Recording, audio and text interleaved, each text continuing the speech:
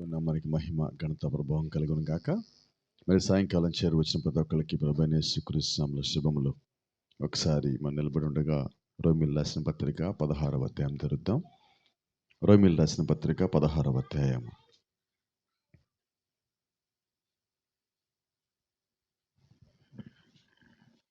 11వ అధ్యాయం 16వ వచనం. రోమీయులకు రాసిన పత్రిక ముద్దలో మొదటి పిడికెడు పరిశుద్ధమైనదైతే ముద్దంతయు పరిశుద్ధమే. వేరు పరిశుద్ధమైనదైతే కొమ్మలను పరిశుద్ధములే. అయితే కొమ్మలలో కొన్ని విరిచివేయబడి అడవి ఒలీవ కొమ్మవై ఉన్న నీవు వాటి మధ్యలో అంటుకట్టబడి ఒలీవ చెట్టు యొక్క సారవంతమైన వేరులో వాటితో కలిసి పాలు పొందిన ఎడల ఆ కొమ్మల పైన నీవు అతిశయించదవా? వేరు నిన్ను భరించుచున్నది కానీ నీవు వేరును భరించుట లేదు. అందుకు నేను అంటుకట్టబడి నిమిత్తము కొమ్మలు విరిచి వేయబడినవని నీవు చెప్పుదువు. మంచిది, వారు అవిశ్వాసమును బట్టి విరిచివేయబడిరి, నీవైతే విశ్వాసమును బట్టి నిలిచి ఉన్నావు. గర్వింపక భయపడుము. దేవుడు స్వాభావికమైన కొమ్మలను విడిచిపెట్టని ఎడల నిన్నును విడిచిపెట్టడు. కాబట్టి దేవుని అనుగ్రహమును కాఠిన్యమును అనగా పడిపోయిన వారి మీద కాఠిన్యమును నీవు అనుగ్రహ ప్రాప్తుడిపై నిలిచిన ఎడల నీ మీద ఉన్న దేవుని అనుగ్రహమును చూడుము. అట్లు నిలువని ఎడల నీవును నరికివేయబడదువు. వారును తమ అవిశ్వాసంలో నిలవలేకపోయిన ఎడల అంటుకట్టబడుదురు. దేవుడు వారిని మరలా అంటుకట్టుటకు శక్తి గలవాడు. ఎట్లనగా నీవు స్వాభావికమైన అడవి ఒలీవ చెట్టు నుండి కోయబడి స్వభావ విరుద్ధముగా మంచి ఒలీవ చెట్టును అంటుకట్టబడిన ఎడల స్వాభావికమైన కొమ్మలగు వారు మరి నిశ్చయముగా తమ సొంత ఒలీవ చెట్టును అంటుకట్టబడరా? Praise the lord. ఆమేన్. ప్రార్థన చేసుకుందాం. పరిశుద్ధుడా, జీవం గల దేవా, జీవాధిపతి నాయన, యొక్క సాయంకాల సమయంలో మా మధ్యలో చదవబడిన లేఖన భాగంలోంచి నాతోను మాతోను సూటిగా తేటగా స్పష్టంగా అర్థమగు రీతిలో మాట్లాడి మా మధ్యలో మహిమ ఘనత ప్రభావాలు మీరు మాత్రం పొందుకొనమని ప్రభువైన యేసుక్రీస్తుని నామములో ప్రార్థిస్తూ ఉన్నాం. ఆమేన్. God bless you. అందరం కూర్చుందాం. Praise the lord. కొంచెం మనం లేఖనం మొదటి నుంచి పరిశీలనగా గమనించినట్లయితే ఇది ఇద్దరి గురించి మాట్లాడుతుంది, రెండు సంగతుల గురించి మాట్లాడుతున్నది, రెండు కాలముల గురించి మాట్లాడుతున్నది, అన్ని జనుల కాలం యొక్క ముగింపు ఏంటో మాట్లాడుతున్నది, రెండు చెట్ల గురించి మాట్లాడుతూ ఉన్నది. అన్నీ చూస్తున్నట్లయితే ఇది ఆత్మీయంగా మనతో మాట్లాడుతున్న లేఖన భాగమై ఉండదు. ఏమన్నా ఎలాగ ఇది ఆత్మీయమైనదంటే ఇక్కడ మొదటి ఒక మాట ఉంది 16వ వచనంలో, ముద్దలో మొదటి పిడికెడు పరిశుద్ధమైనదైతే ముద్దంతయు పరిశుద్ధమే. అంటే మన పుట్టుక మంచిదైతే మరణం వరకు మనం మంచిగానే ఉంటాం. కింద ఇంకొక మాట ఉన్నది, వేరు పరిశుద్ధమైనదైతే కొమ్మలను పరిశుద్ధములే. బైబిల్ చెప్తా ఉన్నది, యేసుక్రీస్తు ఆయనే వేరు, ఆయనే చిగురై ఉన్నాడు. వేరు ఆయనే, చిగురు ఆయనే. అంటే వేరు ఆయనే, కొమ్మ ఆయనే. ఇప్పుడు వేరు మంచిదైతే కొమ్మ మంచిదవుతుంది. ఇప్పుడు మనం క్రీస్తులో ఉన్నవారమైతే క్రీస్తు మంచోడే కదా, మరి మనమేమవ్వాలి? మంచోళ్ళమేగా ఉండాలి, మంచోళ్ళంగా జీవించవలసి ఉన్నాం. Praise the Lord. ఇక్కడ అదే అంటున్నాడు ఆయన, అపోస్తలుడైన పౌలు ఆత్మచేత ప్రేరేపించబడి ఇది రాస్తున్నాడు. అయితే ఇది యూదుల్ని సూచిస్తున్నట్టుగా ఉన్నది, అయితే అన్ని జనులతో మాట్లాడుతున్నట్టుగా ఉన్నది. అన్ని జనుల కాలం ఎంతో పౌలు గారు ఇక్కడ తెలియజేస్తున్నాడు. అంటే ఆత్మీయమైన సంగతులు లోతుకి వెళ్ళటానికన్నా ముందుగా మన యొక్క స్థితి, మన యొక్క స్థానము ఏంటో అపోస్తలుడైన పౌలు మనకు తెలియజేస్తున్నాడు. మనకి దేవుడిచ్చిన కృప ఎటువంటిది, ఆయన మన కొరకు వెచ్చించిన జీవము లేకపోతే జీవితం ఎటువంటిది, ఆయన మన కొరకు ఎందుకు రక్తునిగా చేసుకుని కిందకు వచ్చాడు, ఆయన వల్ల మనం ఎటువంటి కృప లేకపోతే ఎటువంటి అనుగ్రహం పొంది ఉన్నాము, దాన్ని గ్రహించే నిమిత్తముగా పౌలు గారు ఇక్కడ మనతో మాట్లాడుతున్నారు. అయితే ఈరోజు దేవుడు మనకిచ్చిన ధన్యత, ఆయన మనకిచ్చిన కృప, వాస్తవంగా దానికి ఇవ్వాల్సినంత విలువ మనము ఇవ్వటం లేదు. దానికి ఇవ్వాల్సినంత గౌరవము మనం ఇవ్వటల్లా.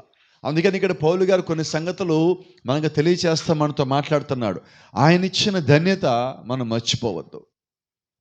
అయితే కింద మాట్లాడుతున్నాడు 17వ వచనంలో, అయితే కొమ్మలలో కొన్ని విరిచివేయబడి అడవి ఒలీవ కొమ్మలవై ఉన్న నీవు వాటి మధ్యన అంటుకట్టబడి ఒలీవ చెట్టు యొక్క సారవంతమైన వేరులో వాటితో కలిసి పాలు పొందిన ఎడల. Praise the Lord. ఇక్కడ ఆయన మాట్లాడుతున్నాడు. చూద్దాం, ఇక్కడ ఒలీవ చెట్లు అని మాట్లాడుతుంది దేవుడు ఎవరి గురించి? యూదుల గురించి. ఒలీవ కొమ్మలు విరవచ్చబడ్డాయి. ఎవరిని విరిచాడు దేవుడు? ఇప్పుడు యూదుల్ని విరిచాడు. ఎందుకని విరిచేశాడు? వారు కలిగిన అవిశ్వాసం బట్టి, అవిశ్వాసాన్ని బట్టి దేవుడు వాడిని విరిచేశాడు. అయితే విరిచేసిన దేవుడు ఏం చేశారంటే ఆ కొమ్మ స్థానంలో అడవి చెట్లమైన మనల్ని తీసుకొని వచ్చి దేవుడు మనల్ని అంటికట్టాడు. ఆమేన్. అంటే ఇప్పుడు దేవుడు ఏం చేశారంటే ఆయన సొంత పిల్లల్ని ఆయన నుంచి వేరు చేసి, ఆయన నుంచి విరిచి, ఆయన నుంచి దూరం చేసి, ఎక్కడో విసిరేయబడిన మనల్ని దేవుడు తీసుకొచ్చి మనల్ని అంటికట్టాడు. ఇప్పుడు ఒలీవ చెట్టుకి అదే వేరున్నది.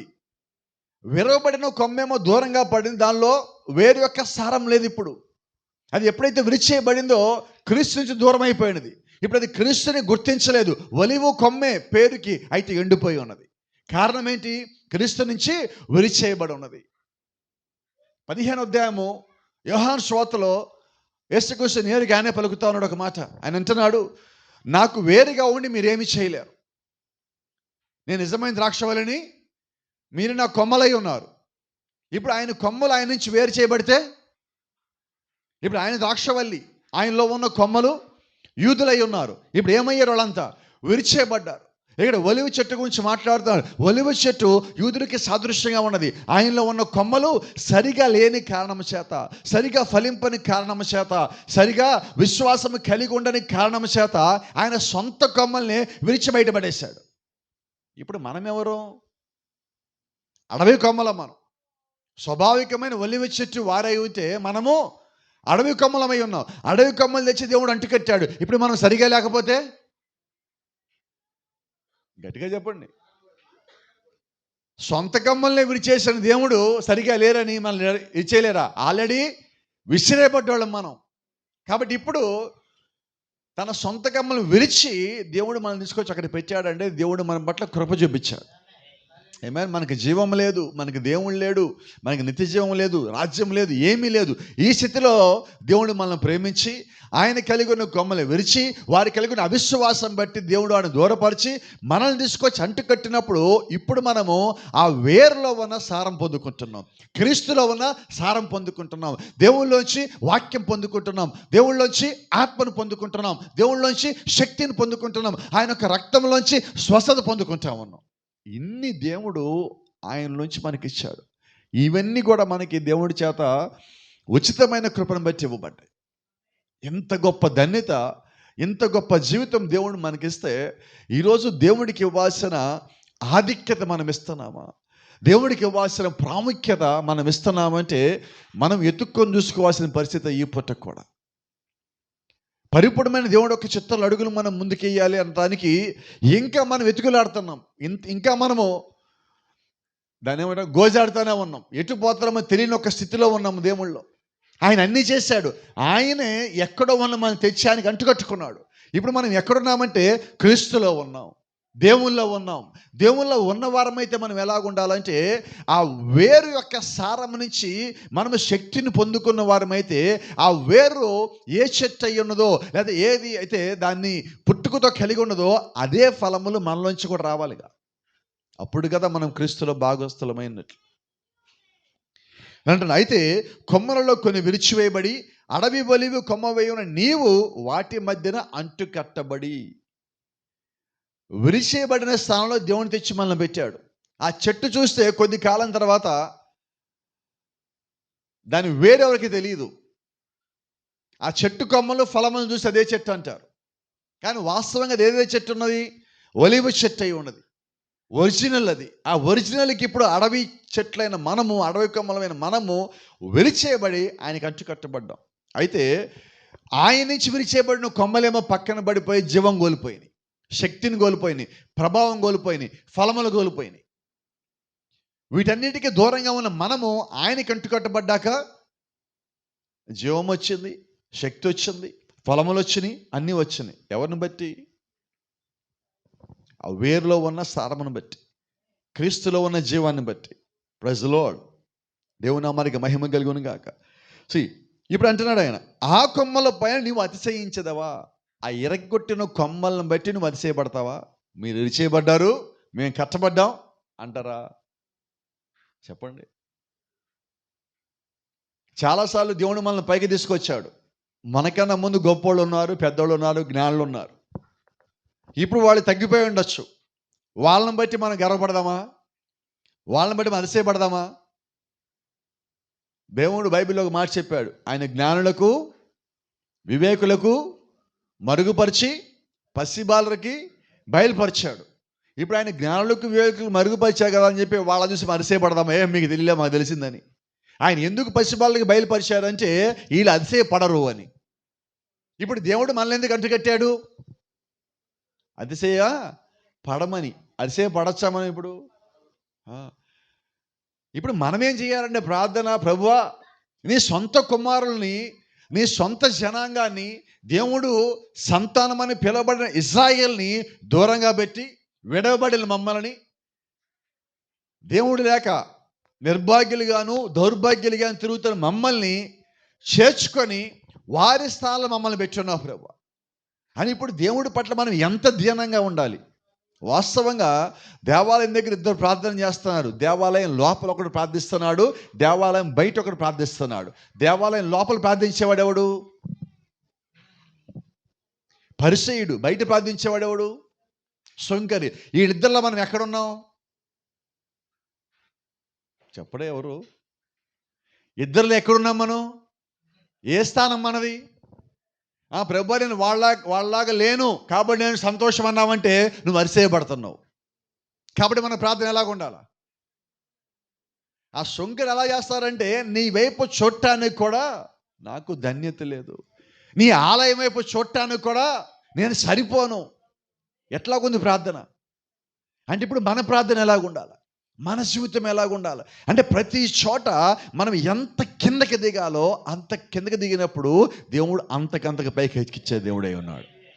ఆమేన్. నీకు దేవుళ్ళలోకి వచ్చాక కిందకి దిగటం అలవాటు అయితే ఆయనకి ఎప్పుడు నిన్ను పైకెత్తటం అలవాటు. కాబట్టి ఈరోజు మళ్ళీ మనకి ఆయన జ్ఞాపకం చేస్తున్నాడు. అక్కడ శంకర్ యొక్క ప్రార్థన ఎలాగ ఉండదంటే, రొమ్ము కొట్టుకుంటూ తలలో పైకెత్తకుండా దుమ్ము మీద పోసుకుంటూ చేస్తున్నాడు ప్రార్థన. అంటే ఆ ప్రార్థనలో దేవుడు ఏం చూస్తాడంటే, లోపల ఉన్న వ్యక్తి అంటున్నాడు, అదిగో బయట ఉన్న శంకర్లాగా నా జీవితం లేదు, నేను వాడికన్నా బాగున్నా, వాడికన్నా మంచి జీవితము పోల్చుకుంటున్నాడు. అంటే అతిశయపడుతున్నాడు. అతిశయపడే ప్రార్థనలో దేవుడు ఉండడు. ఇప్పుడు మనం ఎలాగుండాలి? యూదులను చూసి అతిశయపడదామా? నీకు యేసు ఎవడో తెలియదు, నీకు మెస్సీ ఎవడో తెలియదు, నీకు క్రీస్తు ఎవడో తెలియదు, నాకు తెలుసు అందామా? అసలు వాళ్ళకి తెలియకుండా చేసిందే క్రీస్తు నీ కోసం నా కోసం. వాళ్ళని గుడ్డోళ్ళగా చేసింది ఆయన. మరి ఆయనంతటా ఆయన వాళ్ళని గుడ్డోళ్ళగా చేయబట్టి ఈరోజు నీకు నాకు దేవుడు తెలుసు. లేకపోతే 2000 సంవత్సరాల క్రితం మనకు దేవుడు తెలుసా? అప్పుడు మనం ఏమై ఉన్నాం? గుడ్డోళ్ళం. మన గుడ్డితనం పోగొట్టడానికి దేవుడు వాళ్ళని గుడ్డోళ్ళని చేసి వాళ్ళని విరిచి పక్కన పెట్టి మనల్ని తెచ్చి ఆయనకు అంటుకట్టుకొని ఆయన బయలుపాటు, ఆయన ప్రత్యక్షత, ఆయన వాక్యము, ఆయన వర్తమానము, ఆయన యొక్క రక్తము, స్వస్థ అన్ని దేవుడు మనకి ఇచ్చాడు. కాబట్టి ఇప్పుడు వాళ్ళ మీద అతిశయపడదామా? ఒక రకంగా వాళ్ళ బట్టి మనం సంతోషపడాలి. ఎందుకని? వాళ్ళు తోసివేయకపోతే ఆయన మన వైపు తిరగడు. వాళ్ళు ఆయన గుర్తించకపోతే దేవుడు మన వైపు తిరిగే దేవుడు కాదు. ఇప్పుడు వారి కొరకు వచ్చిన దేవుడిని వారు గుర్తించలేకపోయిన కారణం చేత దేవుడు మన వైపు తిరిగాడు. అలా గుర్తించనీయకుండా చేసింది మళ్ళా దేవుడే. గమనిద్దాం. వేరు నిన్ను భరించుచున్నదే కానీ నీవు వేరుని భరించటం లేదు. రైట్. ఇప్పుడు వేరంటే ఎవరు? మనమెవరు? ఎవరిని భరిస్తున్నారు? కొమ్మ వేరును భరిస్తుందా? వేరు కొమ్మను భరిస్తుందా? అయితే ఆశ్చర్యం ఏంటంటే, కొమ్మ కనిపిస్తే కానీ వేరు కనబడదు. నువ్వు కనబడతావు కానీ క్రీస్తు కనబడడు. నీ లోపల క్రీస్తు యొక్క సారం అనగా వేరులో ఉన్న జీవము నీ లోపల కనిపిస్తుంది. నిజమేనా? ఇప్పుడు వేరు యొక్క జీవము నాలో ఉంటే నేను దేన్ని గౌరవించాలి? మొట్టమొదటిగా నాకు పెద్ద ఆకులు ఉన్నాయి, పెద్ద కొమ్మలు ఉన్నాయి, నేను పెద్ద ఫలములు అందామా అంటే ప్రయోజనం లేదు. మొదటగా ఎందుకంటే అతిశయం అది. నన్ను చూసి అతిశయపడ్డ నా దగ్గర ఏమీ లేదు. ఎందుకంటే అన్ని వేరులోంచి వచ్చినాయి. వేరు క్రీస్తు అయి ఉన్నాడు, జీవము క్రీస్తు అయి ఉన్నది, సమస్తం ఆయన నుండి వచ్చినాయి. ఇప్పుడు నేను దేని బట్టి అతిశయపడాలి? అతిశయపడటానికి నా దగ్గర కారణమే లేదు. ఎందుకని? చిన్న సంగతి, వేరు ముందా కొమ్మ ముందా? అది సంగతి. ఇప్పుడు ఎవరు ముందు? మనం ఎక్కడి నుంచి వచ్చాం? అయితే ఇంకో రహస్యము, మనము ఆయనలోంచి రాలా. ఇప్పుడు చదివాంగా, ఎక్కడో పిచ్చి చెట్లకు వచ్చాం మనం, ఇరిసేపడిన చెట్లు, అడవి చెట్లకు వచ్చాం. ఎక్కడ పెరిగామో తెలియదు, ఎలా పెరిగామో తెలియదు. దిక్కు మొక్కు లేకుండా మనల్ని ఆ కొమ్మలు విరిచి ఆ వేరుకి, ఆ చెట్టుకి, యేసుక్రీస్తు యొక్క వంశవృక్షానికి, జీవవృక్షానికి అంటుకట్టుకున్నాడు ఆయన మనల్ని. ఆమేన్. కాబట్టి ఆ జీవవృక్ష ఫలము ఇప్పుడు మనలోంచి రావాలి కదా. ఇప్పుడు ఆయన యొక్క ఫలము మనమై ఉన్నాం. ఆ వేరు యొక్క ఫలములో ఈరోజు మనమై ఉన్నాం.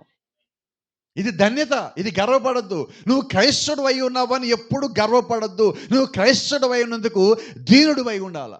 క్రీస్తు నీకు ఇచ్చిన ధన్యత నీవు కలిగి ఉన్నావు. అది గొప్ప భాగ్యం అని ఎంచి నువ్వు ఆయనలో కట్టబడ్డావని గుర్తెరిగి ఆయన కొరకు నువ్వు జీవించడం ప్రారంభించిన ప్రతిసారి ఆయన యొక్క విలువేంటో నీకు తెలుస్తుంది. మీరు గమనించండి, ఆ వేరు సక్రమంగా ఉన్నంత కాలమే ఆ చెట్టు కొమ్మలు సక్రమంగా ఉంటాయి. ఆ వేరు సక్రమంగా లేకపోతే, ఇందాక పౌలు గారు మాట్లాడుతారు, పైన వచ్చిన చదివాం, వేరు పరిశుద్ధమైనదైతే మరి ఇప్పుడు వేరు పరిశుద్ధమైందనా కాదా? ఆ వేరు క్రీస్తేనా కాదా? ఇప్పుడు మనమేమేమి ఉండాలి? వేరు పరిశుద్ధమైతే, వేరు యొక్క సారం మనలో ఉంటే, వేరు యొక్క జీవం మనలో ఉంటే, వేరులో ఉన్న వాక్యం మనలో ఉంటే, వేరులో ఉన్న ఆత్మ మనలో ఉంటే మనము కూడా పరిశుద్ధంగానే ఉండాలి. అందుకని అపోస్తలుడైన పౌలు అప్పుడప్పుడు మనకి జ్ఞాపకం చేస్తుంటాడు, నీ తండ్రి పరిశుద్ధుడు గనక, మళ్ళా చెప్పండి, మీరా నేనా? ఎవరు పరిశుద్ధంగా ఉండాలి? ఇప్పుడు పౌలు గారు ఏమంటున్నాడు?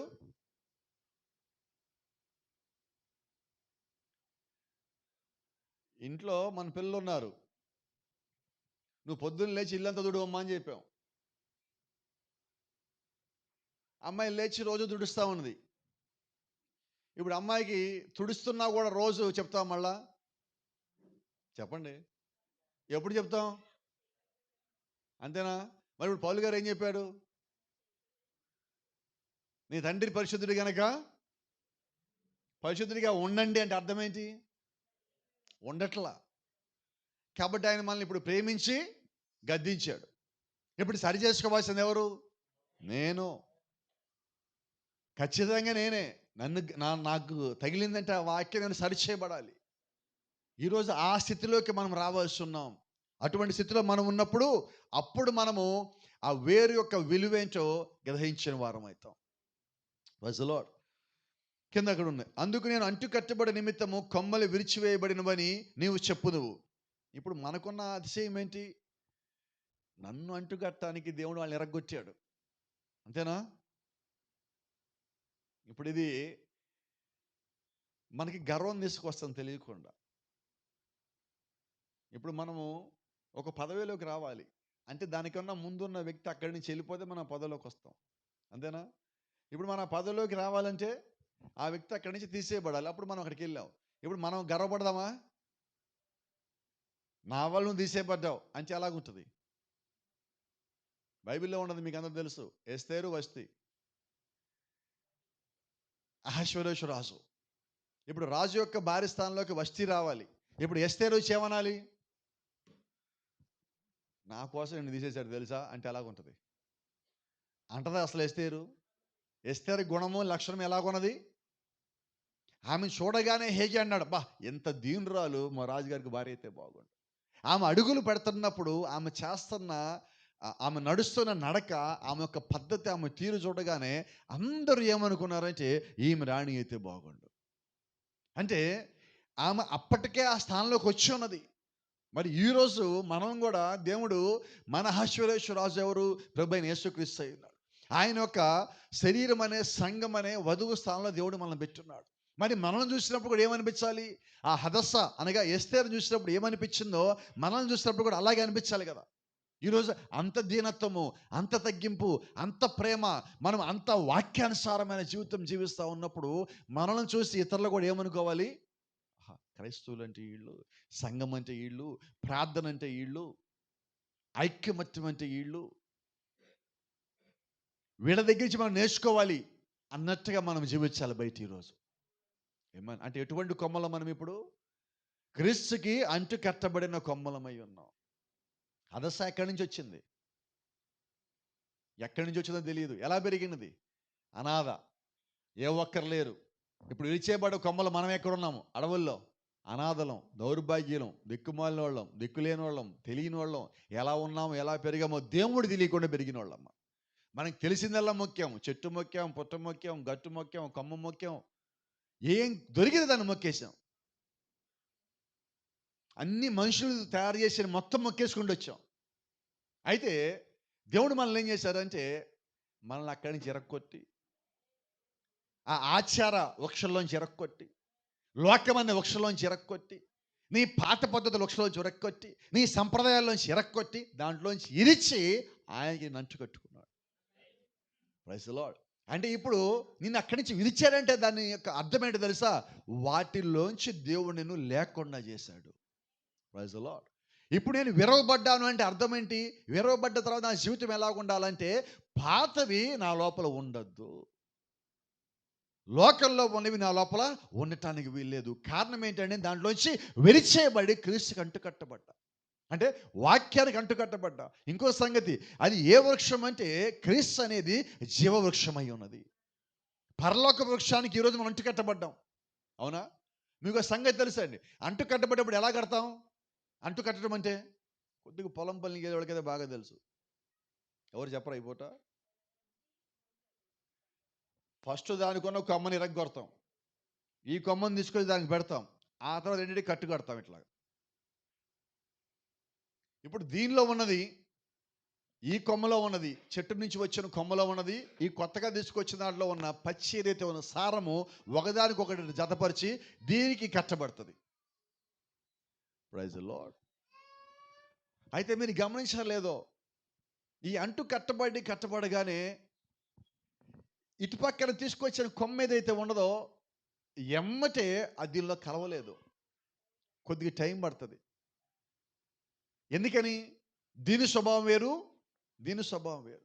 ఈ రెండింటికి మధ్యలో కలవటానికి టైం పడుతుంది. అలాగే నువ్వు క్రైస్తవంలోకి రాగానే నీ దీని లోపల ఎమ్మటే కలిసిపోలేవు.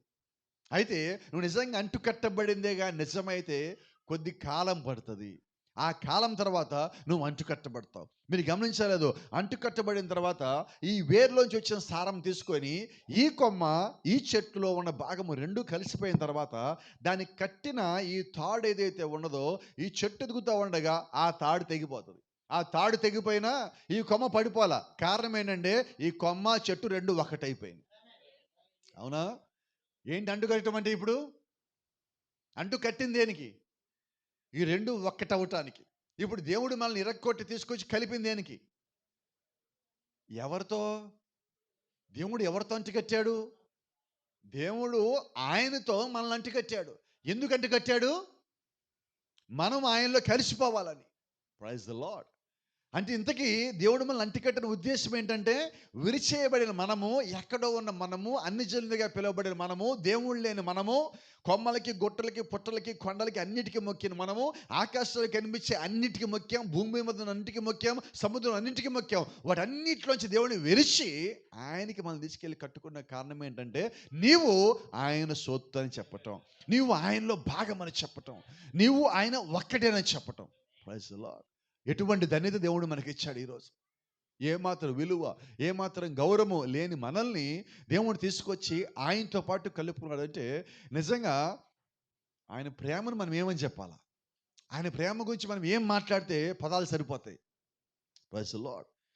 ఆమేన్. వారు అవిశ్వాసం బట్టి విడిచివేయబడిరి. దేన్ని బట్టి విడిచేయబడ్డారు యూదులు ఆయన నుంచి? ఇప్పుడు అక్కడ మాట్లాడతాడు, నీవైతే విశ్వాసాన్ని బట్టి నిలిచి ఉన్నావు, గర్వింపక భయపడుము. ఎలా మాట్లాడుతున్నాడు పౌలు గారు? నాకైతే ఆయన మాట్లాడితే సూటిగా నాతోనే అక్కడ పక్కన కూర్చోబెట్టి రాస్తున్నట్టుగా ఉన్నది. ఎందుకంటే ఈ కాలం సంబంధించిన మాటలు మాట్లాడుతున్నాడు ఆయన. యూదులతో మాట్లాడటల్లా, యూదులకి ఏం చేశాడో దేవుడు అది చెప్తూ, మనకి దేవుడు ఏం చేశాడో చెప్తూ నీ స్థానం నీకు తెలియజేస్తున్నాడు. ఆమేన్. కాబట్టి ఆయన మాట్లాడతాడు 20వ వచనం చూడండి, వారు అవిశ్వాసం బట్టి విడిచివేయబడి నీవైతే విశ్వాసం బట్టి నిలిచి ఉన్నావు. ఆమేన్. అంటే అవిశ్వాసము వారికి కలిగినది కారణం ఏంటంటే దేవుడు వారిని దూరంగా పెట్టాలనుకున్నాడు. మనకి విశ్వాసం కలిగింది కారణం ఏంటి? దేవుడు మనల్ని దగ్గర తీసుకోవాలనుకున్నాడు, అందుకని మనకు విశ్వాసం వచ్చింది. ఆయన దగ్గరికి తీసుకురావాలనుకున్నాడు కాబట్టి మనకి విశ్వాసం వచ్చింది. కాబట్టి విశ్వాసం కూడా నాది కాదు. ఎందుకని? ఆ కొమ్మంతట నడిచి ఈ కొమ్మ దగ్గరికి వచ్చి అంటుకట్టబడు, దానికి అంటుకట్టుకోలేదు. అవునా? ఇప్పుడు దేవుడు ఏం చేశాడు? వరిచెను కొమ్మల్ని అంటుకట్టాడు. ఆమేన్. ఆయనకి అంటుకట్టుకున్నాడు. దాని కొరకు దేవుడు సేవకులను పైకి లేపాడు. దాని కొరకు దేవుడు నీ స్థానం నీకు తెలియచేయటానికి దేవుడు సేవకుడిని పైకి లేపాడు. దాని కొరకు దేవుడు ప్రవక్తలను పైకి లేపాడు. దాని కొరకు దేవుడు అపోస్తలుని పైకి లేపాడు. దాని కొరకు దేవుడు వర్తమానికులను పైకి లేపాడు. దాని కొరకు దేవుడు 7 సంఘకాలాల సమయం మనకిచ్చాడు. ఎందుకు దేవుడు ఇవన్నీ చేశాడంటే నీ స్థానం నీకు తెలియజేస్తున్నాడు. వారికి అవిశ్వాసం బట్టి దూరం పోయారు, నీవైతే విశ్వాసం బట్టి వచ్చావు. ఏ విశ్వాసము?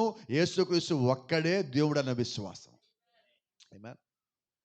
ఇందాక నేను మాట్లాడుతూ ఉన్నా, ఇందాక వస్తా ఒక చోట నుంచి హిబ్రూ క్లాసులు చెప్పి ఒక సహోదరుతో మాట్లాడుతున్నప్పుడు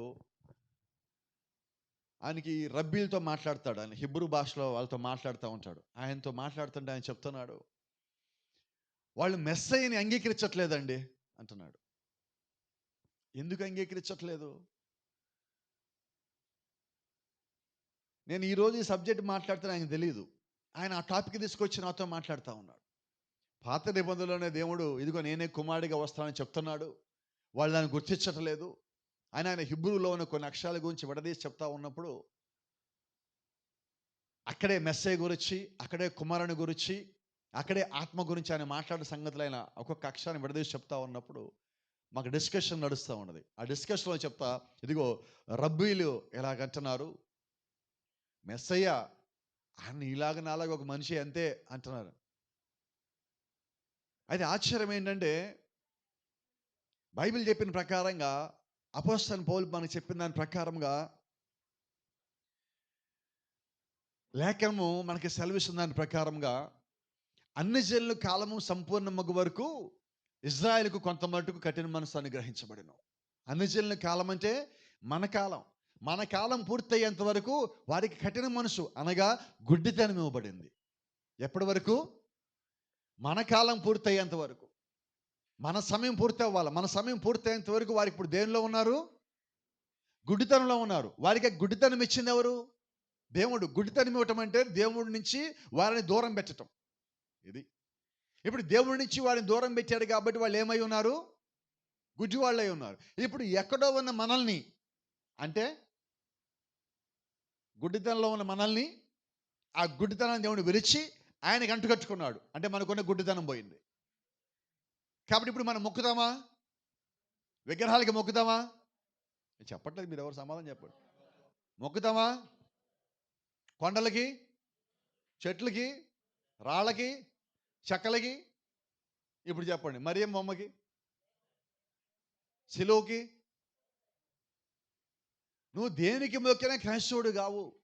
కాబట్టి ఇప్పుడు నేనేం చెయ్యాలి? మన ఇంట్లో యేసుప్రభు బొమ్మ ఉంటుంది, ఏం చేస్తావు? ఏమంటే పొద్దున్న లేవగానే దాన్ని ముట్టుకొని ఇటు కొట్టుకొని వెళ్ళిపోతాం మనం అక్కడి నుంచి. ఆయన కూడా కొట్టుకుంటాడు, అలా కొట్టుకుంటాడు ఆయన కూడా ఇట్టగా. వీళ్ళు బతుకులింతే వీళ్ళు. ఎందుకని? మొక్కద్దని ఆయన అంటే మళ్ళీ బొమ్మకు మొక్కుతావంటే పోయేమనాలా? నువ్వు ఏ బొమ్మకి మొక్కద్దు, ఏ విగ్రహానికి మొక్కద్దు. అదే కదా బైబిల్ చెప్తున్నది. ఇర్మియా గ్రంథం చెప్పలేదు స్పష్టంగా?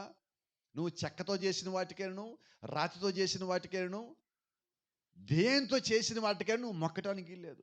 ఆకాశంలో ఉన్న రూపాలకే కానీ, భూమి మీద ఉన్న రూపాలకే కానీ, సముద్రంలో ఉన్న ఆ నీటిలో ఉన్న రూపాలకే కానీ ఏ రూపాలకి మీరు మొక్కద్దు, ఏ రూపాలకి. కాబట్టి అది ఒకవేళ సిలువాకారంలో ఉన్నా దేవుడు చెప్పాడు, నేను చేయలేను. మరియమ్మ అమ్మ ఉంటే, అమ్మ మరియమ్మ తల్లి బొమ్మలో ఉండదు. నువ్వు క్రీస్తులో ఉంటే ఆమె కూడా క్రీస్తులో ఉంటుంది. క్రీస్తు ఇప్పుడు ఏం చెప్పాడు? మనల్ని అంటుకట్టాడు. నువ్వు ఆ మొక్కే దాంట్లోంచి ఎరక్కొట్టి నేను ఆయనలో అంటుకట్టాడు. ఇక మొక్కడు నీలోంచి పోయినది. నేను మొక్కితే ఎవరికి మొక్కాలి? క్రీస్తుకి, అనగా వాక్యానికి మొక్కాలి. ఆమేన్. అంటే ఇప్పుడు మనము దేనికి సంబంధము? వాక్యపు సంబంధము. ఇందా మనం మాట్లాడుకున్నాం, మనం వేరెవరు? ప్రభు అయిన యేసుక్రీస్తు. మనమెవరు? ఆయన కొమ్మలై ఉన్నాం. ఆ వేరుకి వేరులోంచి వచ్చిన చెట్టుకి అంటుకట్టబడిన కొమ్మలై ఉన్నాం. నిజమేనా? ఇప్పుడు మనం దేని మీద ఆధారపడ్డాం? వేరు మీద. ఇప్పుడు మనం ఎవరి మాట వినాలా? వేరు మాటే. ఆ వేరెవరు? క్రీస్తు. ఇప్పుడు ఎవరి మాట వినాలా? నువ్వు క్రీస్తు మాట వింటే నువ్వు ఆయనలో ఉంటావు. ఇందాక ఆయన చెప్పడలా, వారి అవిశ్వాసం బట్టి దేవుడు వారిని విరిచివేసను. క్రీస్తుని వారు నమ్మల. ఇప్పుడు యూదులే వాళ్ళు ఏమంటున్నారు? ఇంకా మెస్సే రాలేదండి, ఇంకా యేసుక్రీస్తు రాలేదండి, రావాలంటున్నారు. మనం ఏమంటున్నాం? ఆయన వచ్చాడు, పరిచర్య చేశాడు, మరియు కుమారుడిగా భూమి మీదకి వచ్చాడు, పరిశుద్ధాత్మ కమ్ముకుంటూ వచ్చాడు, 30 సంవత్సరాలు మానవుడిగా ఉన్నాడు, 3.5 సంవత్సరాలు పరిచర్య చేశాడు, శిలువ మరణం పొందాడు, రక్తం గాచాడు, సమాధిలో పెట్టబడ్డాడు, 3 దినం పైకి లేచాడు, మేడకి ఆత్మ కుమ్మరించాడు, ఈ రాత్రి మన మధ్యలో ఉన్నాడు. ఏమన్? ఇప్పుడు ఇవన్నీ దేవుడు చేస్తున్నాడు. మనం ఏం చేశామంటే, దేవుడు వచ్చాడని, సమస్త కార్యాలు జరిగించాడని, ఎక్కడో విసిరేయబడ్డ చెట్లైన మనల్ని విరిచి ఆయనకి అంటుకట్టుకున్నాడని ఇవన్నీ మనం నమ్ముతున్నాం. క్రీస్తు రాలేదంటే మనం ఎవరికి అంటుకట్టబడ్డాం? అంటుకట్టబడలేదు. క్రీస్తు రాలేదంటే. ఇప్పుడు వచ్చాడంటే అంటుకట్టబడ్డాం. Praise the Lord. ఇప్పుడు మనము యేసుక్రీస్తు వచ్చిన అంటే మొదట రాకడ జరిగిన తర్వాత కాలం ఇప్పుడు భూమి మీద ఉన్నాం. ఇప్పుడు మనం దేని కొరకు ఎదురు చూస్తున్నాం? అన్ని జనుల కాలం యొక్క సంపూర్ణం అవ్వాలి. అపోస్తలుడైన పౌలు మాట్లాడినట్టుగా ఈ పత్రికలో, రోమా పత్రిక 11:25లో మాట్లాడినట్టుగా, అన్ని జనుల కాలము సంపూర్ణమయ్యేంత వరకు ఇజ్రాయేలుకు గుడ్డితనం ఇచ్చాడు దేవుడు. అంటే మనము ఈ భూమి నుంచి పైకి తీసేయబడేంత వరకు వారు ఏమై ఉన్నారు? గుడ్డివారై ఉన్నారు. ఇప్పుడు మనము సంపూర్ణం అవ్వాలి అంటే పరలోక రాజ్యం మనం ప్రవేశించాక వారి గుడ్డితనం పోతుంది. ఎప్పుడు జరుగుతుంది? యేసుక్రీస్తు రెండో రాకడ వచ్చాక. Praise the Lord. అంటే ఇప్పుడు మనకు ఎదురు చూపు దేనికి? ఇప్పుడు రెండో రాకడ కన్నా ముందు కాలంలో మనం ఉన్నాం. రెండో రాకడ వస్తే మనం ఇక్కడి నుంచి భూమి నుంచి పైకి వెళ్ళిపోవాలి. యూదులు ఎప్పుడైతే యేసుక్రీస్తు అంగీకరిస్తున్నారో, ఇజ్రాయేల్ వారు ఎప్పుడైతే దేవుని నమ్ముతున్నారో, దాని అర్థం ఏంటంటే అన్ని జనుల కాలం ముగిసిపోయినది, భూమి మీద ఆయన యొక్క ప్రజలు పరలోకానికి వెళ్ళిపోయారని. అప్పుడు దాకా వాళ్ళు నమ్మరు. కాబట్టి వాళ్ళు ఏమంటారు? యేసుక్రీస్తు రాలేదండి. మనమేమంటున్నాం? వచ్చారండి, మళ్ళా వస్తారని అంటున్నాం. Praise the Lord. ఒకసారి మళ్ళీ చూద్దాం. రోమీ 11:20. మంచిది, వారు అవిశ్వాసం బట్టి విరిచివేయబడిరి, నీవైతే విశ్వాసం బట్టి నిలిచి ఉన్నావు. గట్టిగా చెప్పండి మాట. ఎవరిని అంటున్నాడు ఆ మాట? నన్నే. వాళ్ళు నిలిచేశాడు. ఇంకా వాళ్ళు గర్వించేదేమున్నది? ఇంకా వాళ్ళు భయపడేదాడు. భయం లేక వాళ్ళు నిలిచేశాడు. వాళ్ళు గర్వించారు కాబట్టి నిలిచేశాడు. ఇప్పుడు మనల్ని ఏమంటున్నాడు? దేవుడు మనల్ని కూడా విరిచేయగల సమర్థుడు కాబట్టి జాగ్రత్తగా ఉండని హెచ్చరిస్తున్నాడు పౌలు గారు. ఎంత జాగ్రత్తగా ఉండాలి మనం ఇప్పుడు? గర్వం రావద్దు, భయం పోవద్దు. ఈ రెండు మనం వాక్యం పట్ల కలిగి ఉండాలి. Praise the Lord. తర్వాత, దేవుడు స్వాభావికమైన కొమ్మలని విడిచిపెట్టని ఎడల నిన్నును విడిచిపెట్టడు. ఇప్పుడు ఎక్కడో ఉన్న నిన్ను తీసుకొచ్చి ఆయన జాగ్రత్త చేశాడే, మరి అలాగా యూదుని దేవుడు జాగ్రత్త చేయడా? విడిచేయబడిన కొమ్మల విషయం కూడా దేవుడు జాగ్రత్త కలిగి ఉన్నాడు. ఎప్పుడు?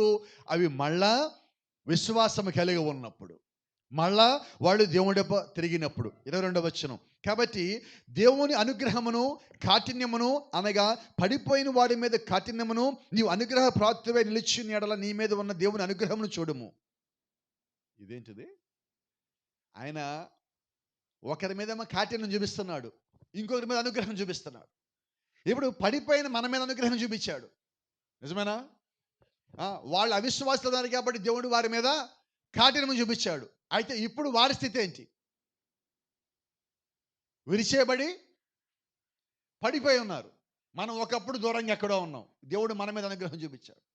ఇప్పుడు తెచ్చి మనల్ని ఆయన తెచ్చి ఆయనలో పెట్టుకున్నాడు. ఇప్పుడు మనం మన స్థానంలోకి వెళ్ళిపోయిన తర్వాత ఇప్పుడు మళ్ళీ దేవుడు ఏం చేస్తున్నాడు? ఆ విరిచేయబడిన కొమ్మలను చూసి మళ్ళా వాటి మీద ఆయన అనుగ్రహం చూపిస్తున్నాడు. అయితే మనం వెళ్ళేంత వరకు వాళ్ళకి అనుగ్రహం లేదు. గర్వపడదామా? గట్టిగా చెప్పండి. చూడండి, అట్లు నిలబడిన ఎడల నీవును నరికివేయబడదువు. నీవు కూడా సరిగ్గా లేకపోతే ఏమంటున్నాడు? వాక్యానుసారంగా లేకపోతే. మనకు ఒక అలవాటు ఉందండి, కొద్దిమంది కోపడం మాకండి ఈ పూట, ఈ రాత్రి నా మీద. ఆదివారం చర్చికి వెళ్తాం, చెప్పండి. సోమవారం, మంగళవారం, బుధవారం, గురువారం, శుక్రవారం, శనివారం. ఒక్కొక్కసారి ఒక్కొక్క చోట అందరూ దేవుళ్ళేనండి. ఎవరి దగ్గరికి వెళ్ళకపోతే వాళ్ళు ఫీల్ అవుతుంది, అందరి దగ్గరికి పోతాం. ఇప్పుడు దేవుడు ఏం చేయాలి? ఆ లాస్ట్ మాట ఏంటి? అంటే ఎవరి గురించి మాట్లాడుతున్నాడు ఆయన? నీవు క్రీస్తులోగా నిలబడి ఉండకపోయిన ఎడల ఏమంటున్నాడు? అది సంగతి. కాబట్టి ఇప్పుడు మనం ఎలాగుండాలా? దేవుడికి నువ్వు అంటు కట్టబడ్డావా, ఇక నువ్వు ఎక్కడికి పోలేవు. ఇప్పుడు పైన చిటారు కొమ్మ అంటు కట్టబడింది అనుకుందాం. ఒక 70 అడుగుల పైన ఒక చెట్టు అంటు కట్టబడింది, పైన చిటారు కొమ్మ. ఇప్పుడు ఆ కొమ్మ ఎక్కడికి పోద్ది? ఆదివారం ఇక్కడే ఉండి సోమవారం ఇంకో చోటకి పోతుందా? పోలేదు. కారణం ఏంటి? అంటు కట్టబడింది. అంటు కట్టబడడానికి స్టార్టింగ్లోనే ఆ తాడు కావాలి, తర్వాత ఆ తాడు తెంపుకుంది, ఆ చెట్టులో కలిసిపోయింది. ఇప్పుడు మనము కూడా ప్రారంభంలో మనకి ఎవరో ఒకరు అంటు కడతారు, మనం తెచ్చి క్రీస్తుకు అంటు కడతారు, వాక్యానికి అంటు కడతారు, సంఘానికి అంటు కడతారు. ఆ అంటు కట్టబడిన తర్వాత ఇక నీకు తాడుతో పని లేదు, ఇప్పుడు నువ్వు కలిసిపోయి ఉన్నావు వాక్యం లోపల. ఏమైనా దేవుళ్ళలోకి నేను నడిపించవచ్చు, ఇంకో నడిపించవచ్చు. అయితే దేవుడు నడిపించాడు అందరికన్నా ముందు, మనల్ని నడిపించిన దేవుడు. కాబట్టి నేను నడిపించా, కాబట్టి నేను చెప్పినట్టు వినాలంటానికి నడవదు ఇక్కడ దేవుళ్ళలో. దేవుడు మనల్ని ఆకర్షించాడు. బయట నుంచి విరిచింది మనల్ని దేవుడు, లోకల్లోంచి విరిచింది దేవుడై ఉన్నాడు, ఆచారంలోంచి విరిచింది దేవుడై ఉన్నాడు, సంప్రదాయాల నుంచి విరిచింది దేవుడై ఉన్నాడు, మనల్ని తీసుకొచ్చింది, మనల్ని ఆకర్షించింది, మనల్ని అంటుకట్టుకున్నది అన్నీ ఆయన అయి ఉన్నాడు. ఆమేన్. కాబట్టి ఇప్పుడు మనం ఎవరికి లోబడాలా? ఇప్పుడు ఎవరన్నా నేను ఇలాగన్నాను, నేను నిన్ను కాపాడా, నేను నిన్ను రక్షించా, నేను నీకు స్వార్థ చెప్పా, నువ్వు నేను చెప్పినట్టు వినాలి అంటే ఏం చేద్దాం? ఒక మాట, ఎవరికి అంటు కట్టుబడ్డాం? ఇప్పుడు నేనెవరిని? ఆ తాడుని మాత్రమే, జాగ్రత్త చెబుతున్నాను. ఆ చెట్టుకి కొమ్మకి కట్టిన తాడే నేను. నువ్వు నిజంగా అంటు కట్టబడితే నాతో పని లేదు నీకు, ఇంకా ఆ తాడు దిగిపోవటమే.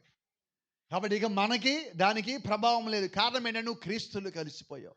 ఈరోజు ప్రతి ఒక్క విశ్వాసి దేవుడితో అలాగే కలిసిపోవాలి. నేను అదాశిస్తున్నా. సంఘం అంతా కూడా చాలామంది అంటారు, ఏ సంఘం మీది? పాల్గార్ సంఘం. పాల్గార్ సంఘం ఎవడి పాల్గార్? నాకు తెలియదు, చెప్పండి. ఎవరికి కట్టబడ్డాం మనం? పాల్గారు కట్టబడలేదు. పాల్గారు కట్టబడితే పైకి రాడు ఎవడు, పరలోకం పోడెవడు. ఎవరికి కట్టబడాలా? ఇక్కడ పాలనేవాడు దేవుడితో మీకు అంటు కట్టడానికే, మీకు సువార్త చేసిన అందరూ కూడా మీకు దేవుడితో అంటు కట్టడానికే. అంటే దేవుడిని మీకు తెలియచేయటానికి దేవుడు వారిని వాడుకుంటున్నాడు, నన్ను వాడుకుంటున్నాడు, వారిని వాడుకుంటున్నాడు. ఇక్కడ మనందరి నోట్లను దేవుడు వాడుకుంటున్నాడు. కాబట్టి ఆ తాడు కూడా ధన్యకరమైనది అంటా నేను. Praise the Lord. ఎందుకంటే అది లేకపోతే మనం నిలబడం. స్టార్టింగ్లో అది ఉండాలి, ఆ మాటలు మనం చెప్పాలి, ఆ మాటలు మనం బలపరచాలి. అందుకొరకే మనం ఉన్నాం ఈరోజు. అయితే దాన్ని బట్టి ఇక్కడ అంటున్నాడు, నేను అంటు కట్టబడ్డాను కదా, ఇక నాకేం భయము అని నువ్వు గర్వించడానికి వీల్లేదు. భయపడతా ఉండాలి మనం ఇంకా. ఎందుకంటే అంతకుముందు ఆయన కొమ్మలు విరిచేశాడు. ఇప్పుడు నువ్వు సరిగా లేకపోతే, అవిశ్వాసం కలిగి ఉంటే, ఇప్పుడు కూడా ఈ రాత్రి కూడా నేను విరిచేసే అధికారము దేవుడు కలిగి ఉన్నాడు. కాబట్టి మనం ఎలాగుండాలి? వాక్యానికి లోబడి, వాక్యానికి కట్టుబడి, వాక్యాన్ని దాటిపోకుండా నీ ఉండాలి. నీ సరిహద్దులు ఏంటంటే, నీ ఇంటి గోడలు నీ సరిహద్దులు కాదు, సంఘపు గోడలు నీ సరిహద్దు కాదు, వాక్యపు గోడలు నీ సరిహద్దులు అయి ఉన్నాయి. ప్రార్థన నీ సరిహద్దు అయి ఉన్నది. దేవుడిచ్చిన వాక్యము దాటి నువ్వు బయటికి పోవద్దు. ఆయన రాసిన బైబిల్ నువ్వు దాటికపోతే నువ్వు మరణమే నీకు సంభవిస్తుంది. ఆ బైబిల్ దాటిపోతే దేవుడు మళ్ళీ విడిచి బయటపడేస్తాడు.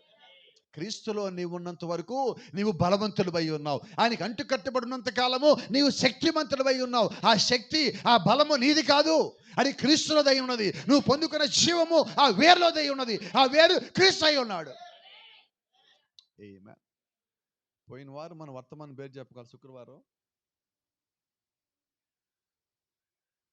నిన్న రాత్రి ఏం తిన్నాం మనకు గుర్తుండదు. పోయిన వారం వర్తమానం ఎలా గుర్తుండదు పాస్టర్ గారు? శక్తి చేత కాదు, బలము చేత కాదు, నీ ఆత్మచేతనే. Praise the lord. మరి ఇప్పుడు మనకేం అర్థం అవ్వాలా? ఎక్కడో ఉన్న కొమ్మలం మనం, మన శక్తి కాదు, మన బలము కాదు, ఆయనకి పోయి అతుక్కోలం మనం. ఆయన ఆత్మచేత, ఆయన వాక్యము చేత, ఆయన ప్రేమ చేత, ఆయన కృప చేత, ఆయన యొక్క రక్తము చేత, ఆయన యొక్క ముందు నిర్ణయం చేత, ఆయన యొక్క ఎన్నిక చేత మనల్ని తెచ్చి ఆయనకు అంటుకట్టుకున్నాడు. Praise the lord. ధన్యత ఎవరిది? మనది. కృప ఎవరిది? ఆయనది. రక్తం ఎవరిది? ఆయనది. పని ఎవరు చేశారు? ఆయన. పరిచర్య ఎవరిది? ఆయన. ఫలాలు ఎవరి? అది సంగతి. మనం ఏమీ చేయకుండా క్రీస్తు ఫలాలు పొందుకుంటున్నామే, గర్వపడదామా? నేను క్రైస్తవుడైనాను కాబట్టి నాకు ఇలా జరిగినది. క్రైస్తవుడు అయి ఉన్నంత మాత్రం జరగల, ఆయన ఒక కృపను బట్టి జరిగినది. ప్రతిసారి ఆయన కృపను జ్ఞాపకం చేసుకోవాలి. ప్రతిసారి ఆయన కొరకు చేసే ప్రతిదాన్ని నువ్వు జ్ఞాపకం చేసుకుంటా ఉండాలి. Praise the Lord. ఇంకొక చిన్న మాట అక్కడ ఉంది, 23వ వచనం. పడేసిన కొమ్మల గురించి మాట్లాడుతున్నాడు. మనకన్నా ముందు విరిచేయబడిన కొమ్మల గురించి పౌలు గారు ఇక్కడ మాట్లాడుతున్నాడు. వారును తమ అవిశ్వాసములో నిలవకపోయిన ఎడల అంటు కట్టబడుదురు. ఏమంటున్నాడు ఇక్కడ? ఎవరు? వారు అవిశ్వాసం చేత విరిచేయబడ్డారు. ఇప్పుడు ఏమంటున్నాడు ఆయన?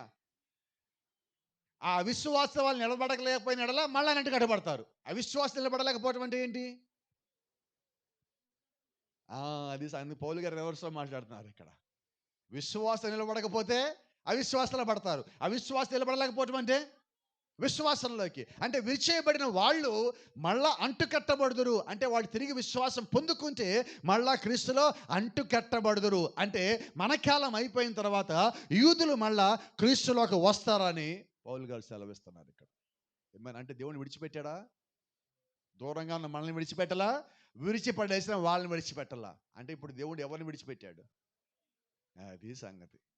కానీ ఆశ్చర్యం ఏంటి? మీకు ప్రశ్న రావాలి కదా లోపల, పాస్టర్ గారు అసలు ఇంతకీ ఆయన ఎందుకు ఇరిచేయాలా, మళ్ళా వాళ్ళని ఎందుకు తేవాలా అంటే, నా కోసం. నేను విడవబడి లోకంలో తిరుగుతా, దేవుడు లేకుండా తిరుగుతా, నాకు కనిపించడానికల్లా మొక్కుతా ఉంటే దేవుడు నా మీద జాలిపడి ప్రేమ కలిగి కృప చూపించి వాళ్ళని తీసి కాసేపు పక్కన పెట్టి మనల్ని తీసుకొచ్చి, అనగా నన్ను తీసుకొచ్చి ఆయన అంటుకట్టుకున్నాడు. ఎవరిని తీసుకొచ్చాడు? ఎవరిని అంటుకట్టాడు? అది అంటే ఇక్కడ నేను అంటే ఎవరైతే నమ్మారో వాళ్ళందరినీ అంటుకొచ్చాడు ఆయన.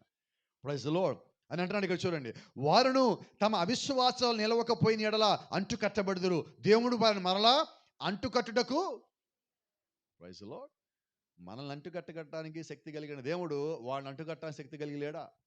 ఖచ్చితంగా కలిగి ఉన్నాడు. ఇంకొకటి, వారు ఆ చెట్టులో కొమ్మలే, మనం త్వరగా ఆయనకి అతకట్లా, కానీ వాళ్ళు త్వరగా అతుకుతారు. అంతేనా? మీరు ఎప్పుడో చిన్న సంగతి జ్ఞాపకం చేస్తాను. చిన్నపిల్లలు ఎప్పుడైనా ఏడుస్తున్నప్పుడు మీరు తీసుకుని వాళ్ళని ఓదార్చండి. వాళ్ళ తల్లి కాకుండా ఎవరిని ఓదార్చండి, ఎట్లుంటారు? ఎనరు. వాళ్ళ అమ్మ దగ్గరికి వెళ్ళగానే త్వరగా ఆపేస్తారు. కారణం ఏంటి? చాలాసార్లు మీకు చెప్పిన మళ్ళా జ్ఞాపకం చేస్తాను. వాళ్ళ తల్లి దగ్గరికి వెళ్ళేటప్పుడు ఆ పిల్లోడికి తల్లి గర్భం నుంచి వచ్చాడు కాబట్టి ఇద్దరి శ్వాస ఒకేలాగుంటుంది. మన దగ్గరికి వచ్చినప్పుడు మనదో రకంగా ఉంటుంది, వాడిదో రకంగా ఉంటుంది. ఇద్దరికి సెట్ కాదు. ఇదే తేడా ఉంది, ఈ శరీరం నాది కాదంటాడు. కానీ వాళ్ళ అమ్మ దగ్గరికి పోగానే ఎమ్మటే, ఎందుకని? ఇద్దరికి ఒకేలాగా ఉండదు బ్రీతింగ్. ఆ స్పర్శని ఎమ్మటే గుర్తుపెట్టాడు. అవునా? ఇప్పుడు మనం ఎవరు? ఇది చేయబడిన ఒక అమ్మలో ఆయనతో కలవడానికి చాలా టైం పట్టింది. ఆ వాక్యం మనకు తెలియదు, ఆ క్రమం మనకు తెలియదు, ఎవడని చెప్పినా మనకు అర్థం కాల. కానీ వారికి ఏమవుతుంది? త్వరగా అర్థమవుతుంది. అయితే వారు ఇప్పుడు దాకా ఏం చేశారంటే విరవబడి ఉన్నారు, అవిశ్వాసంలో పడిపోయి ఉన్నారు. మన కోసం దేవుడు వారిని అవిశ్వాసులుగా చేశారు. Praise the Lord. దేవుని నామానికి మహిమ. 24వ వచనం. ఎట్లనగా నీవు స్వాభావికమైన అడవి ఒలీవ చెట్టు నుండి కోయబడి స్వభావ విరుద్ధముగా మంచి ఒలీవ చెట్టును అంటు కట్టబడిన ఎడల, ఎవరు మనం? స్వభావానికి విరుద్ధముగా ఏ చెట్టుకు అంటు కట్టబడ్డాం? ఇప్పుడు యేసుక్రీస్తు ఎవరు? మనం ఎవరు? మంచి ఒలీవ చెట్టుకి విరుద్ధమైన చెట్టు మనం. ఇప్పుడు దేవుడు మనల్ని దేనికి గచ్చుకున్నాడు? మనం ఎవరు? ఇప్పుడు మంచి ఒలీవ చెట్టుకి అంటుకట్టబడ్డోళ్ళు. అవునా? ఇప్పుడు ఆ కొమ్మలు ఎవరు? మనకన్నా ముందున్న కొమ్మలు ఎవరు? మంచి ఒలీవ చెట్టు కొమ్మలు ఇప్పుడు ఎక్కడ ఉన్నాయి? ఇది చేయబడి బయట ఉన్నాయి. స్వభావ సిద్ధంగా అంటే మంచి ఒలీవ చెట్టుకి విరుద్ధమైన కొమ్మలు ఇప్పుడు ఆయనకు ఉన్నాయి. అసలు ఇది ఎక్కడన్నా న్యాయమేనా ఇది? మనం ఎక్కడ ఉండాలి? అమ్మ రేచల్ ఎక్కడ ఉండాలి మనం? చెప్పండి ఒకసారి మీరు ఎవరన్నా ఏమన్నా కరెక్టేనా అసలు చెప్పండి? మీకు అనిపిస్తుందా? ఇలా మాట్లాడుకుందాం. మీ ఇంట్లో ఉన్న పిల్లల్ని బయటికి పంపించేసి ఎవడో అనాథని, దిక్కులేని వాళ్ళని, తల్లిదండ్రులు ఎరగని వాళ్ళని, అసలు మీ భాష, మీ గురించి ఏమీ తెలియని తెచ్చి ఇంట్లో పెట్టుకుంటారా అంటున్నా. ఇప్పుడు దేవుడు చేసింది అదే. చేస్తాం అసలు?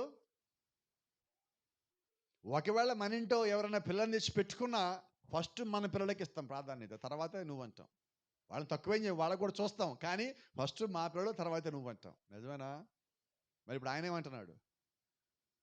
ఆయన పిల్లలు అసలు బయటికి పంపించాడు, ముందు గుడ్డోళ్ళని చేశాడు, బయటికి పంపించాడు, ఇడిచి బయట పడేసాడు అంటున్నాడు. వీళ్ళు నా పిల్లలు అంటారు ఇప్పుడు మనల్ని.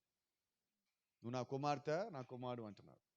వాళ్ళని గుడ్డోళ్ళని చేశాడు, ఇడిచి బయట పడేస్తాడు. వాళ్ళకి ఏ కార్యాలు దేవుడు చేయటల్లా. బైబిల్లో పౌలు గారు అంటున్నట్టుగా మన ప్రవేశము పరలోక రాజ్యంలో సంపూర్ణమయ్యేంత వరకు దేవుడు వాడేపు తిరగడు. అంటే ఇప్పుడు దేవుడు ఎవరి దేవుడు? మన దేవుడు. ఇప్పుడు యూదులకి ఆయన దేవుడు కాదు. అందుకని వాళ్ళు మెసేజ్ వచ్చినా మాకు తెలియదు ఆయన ఎవరు అంటారు. ఎందుకు? గుడితనంలో ఉన్నారు. యేసుక్రీస్తే వచ్చి వారి ముందు అద్భుతాలు చేస్తే వాళ్ళు చూశారు, చూడలేదా? బెతెస్దా కొండ దగ్గర చూడలేదా? సిలోము కొండ దగ్గర చూడలేదా? చనిపోయి పాడి మీద వెళ్తే విధవరాలు కుమారుని పైకి లేపలేదా? యాయిరు కుమార్తెని పైకి లేపలేదా? లాజర్ని పైకి లేపలేదా? ఇవన్నీ వాళ్ళు చూడలేదా? మరి అన్ని చూశారు, ఎందుకు నమ్మలా?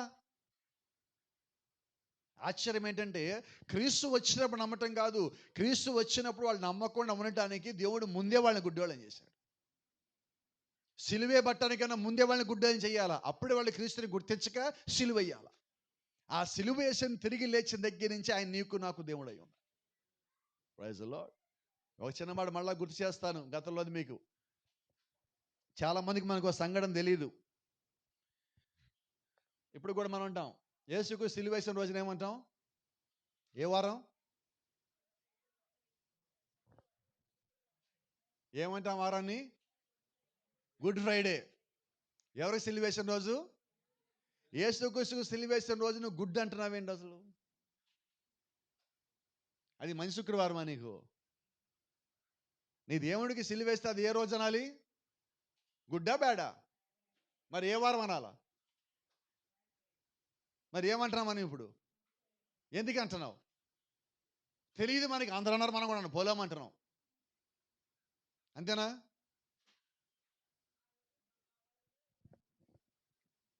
క్రీస్తు సిలువేసిన రోజు గుడ్ ఫ్రైడే అని ఎందుకు అంటున్నామంటే అది ఫ్రైడే రోజు గుడ్ ఫ్రైడే అవ్వలేదు.